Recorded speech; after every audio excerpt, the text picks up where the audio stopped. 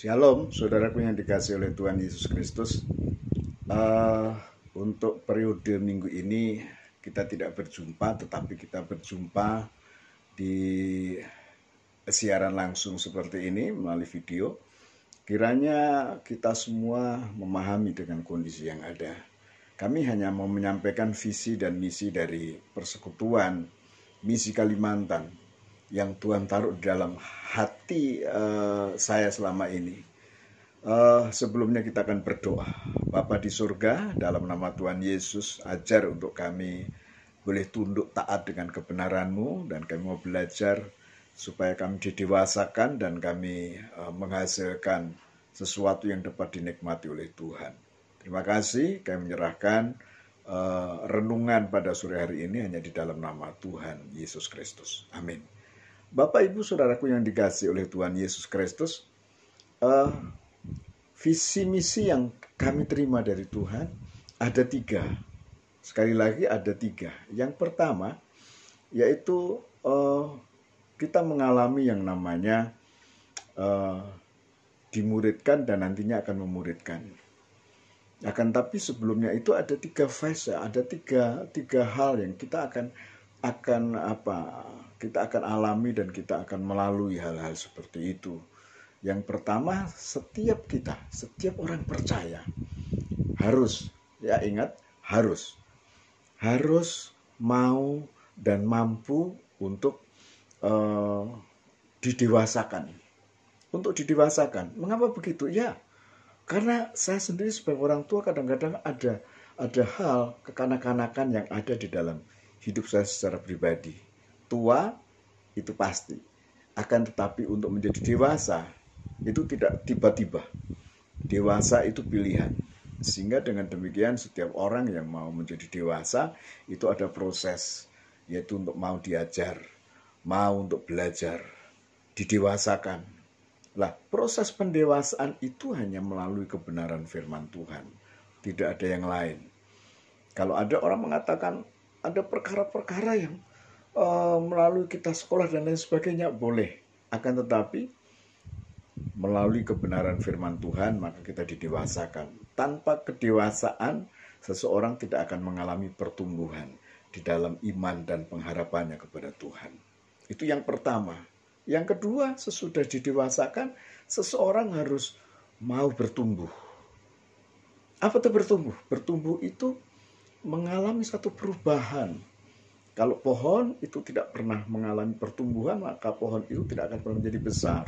Dia hanya akan menjadi benih, menjadi bibit, dan terus hanya seperti itu. Banyak orang yang hari-hari ini yang tidak mau bertumbuh. Bukan tidak bisa, tapi tidak mau bertumbuh. Karena mau saja tidak, apalagi mau untuk seterusnya. Jadi kita tidak akan pernah bisa kalau kita tidak mau. Jadi mau dulu, ada kemauan dulu untuk bertumbuh. Pada saat kita mau bertumbuh, maka visi yang ketiga yang Tuhan taruh dalam hati saya, berbuah.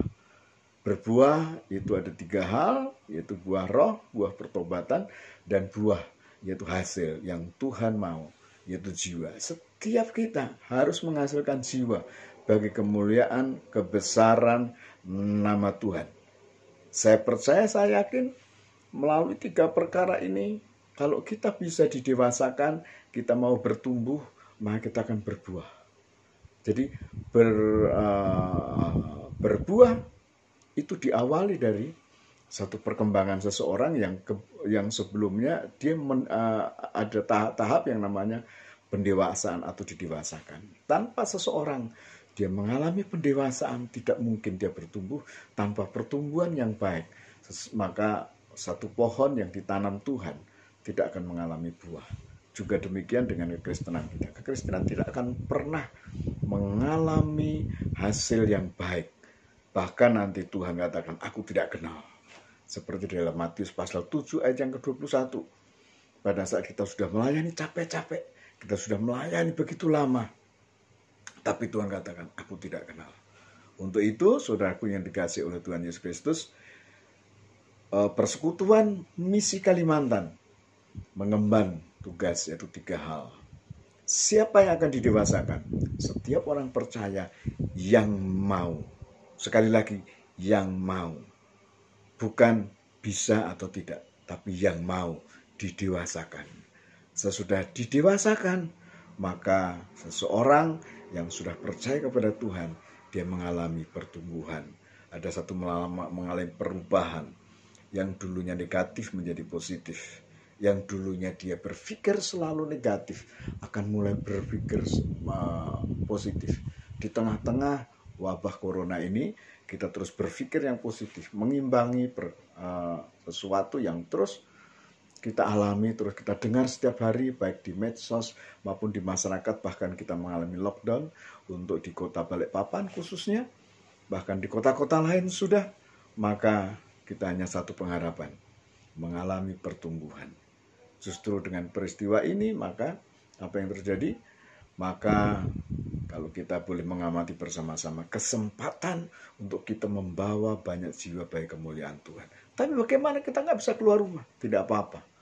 Pernahkah saudara berdoa untuk minimal satu hari 10 orang yang belum pernah dengar Injil Tuhan? Sekali lagi, pernahkah saudara berdoa dalam satu hari minimal 10 orang untuk orang yang belum pernah dijangkau oleh Injil? Kalau itu saudara lakukan, saudara sudah melakukan misi. Dan tidak ada doa yang tidak pernah terjadi kalau doa itu ditujukan nantinya dikembalikan untuk kemuliaan kebesaran nama Tuhan. Tuhan dipermuliakan. Cukup hanya sekitar 7 menit ini, satu renungan misi untuk kita bersama. Tuhan memberkati.